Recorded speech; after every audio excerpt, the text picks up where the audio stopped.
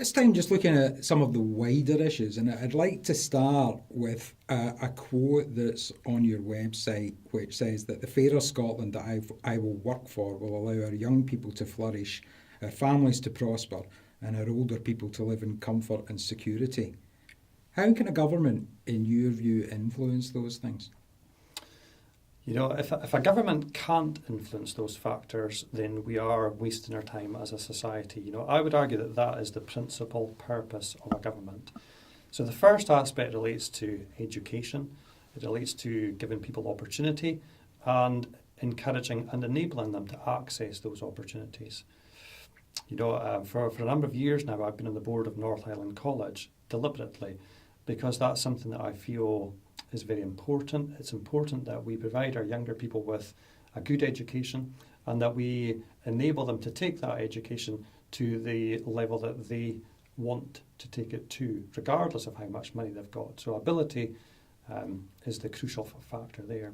And I'm talking about further education as well as higher education. Higher education, getting a degree and so on and so forth, isn't for everybody.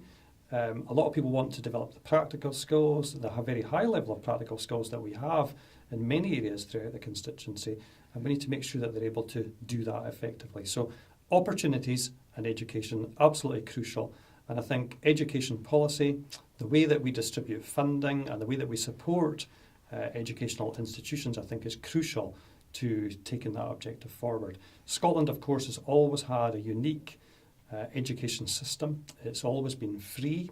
I've benefited from that personally, and I really want to make sure that Scotland's education system remains high quality and it remains free, and I think that's a very big issue. The second aspect that you talked about was about families having the opportunity to grow and prosper and develop. And again, if we don't put in place the necessary systems and structures that help our families to grow and develop and prosper, then we really are in dire straits as a society.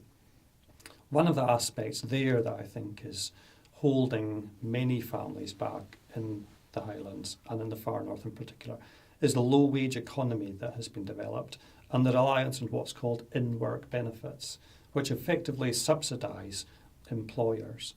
And I think we need to have a look at the tax regime that the UK government applies, the investment framework that the UK government puts in place, how money is directed towards innovation and creativity, and how we start as a society to tap into the natural resources that we have available in Caithness, Sundays to Ross.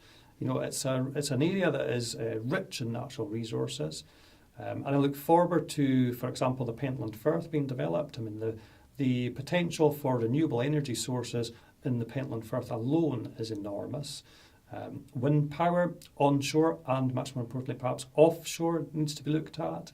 Increasingly, we are seeing oil fields developed off the west of Scotland and off the north of Scotland, and Caithness in particular has a role there in terms of supporting that kind of industrial development. And Scrabster Harbour has already started and is doing very well there. So these are the sorts of things that I think can bring jobs to the area. They can bring high quality jobs to the area. But we need to start to tackle this idea that paying people the lowest amount of money possible and somehow topping that up with in-work benefits that are means-tested is the way to go. It isn't the way to go.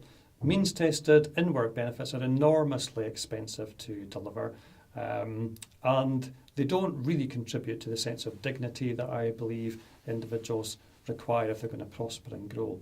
So I would like to see a fundamental change in the way that the UK government supports employment, supports investment and supports business development. I think that's crucial, and that's at the heart of tackling the austerity agenda that we spoke about a little while ago.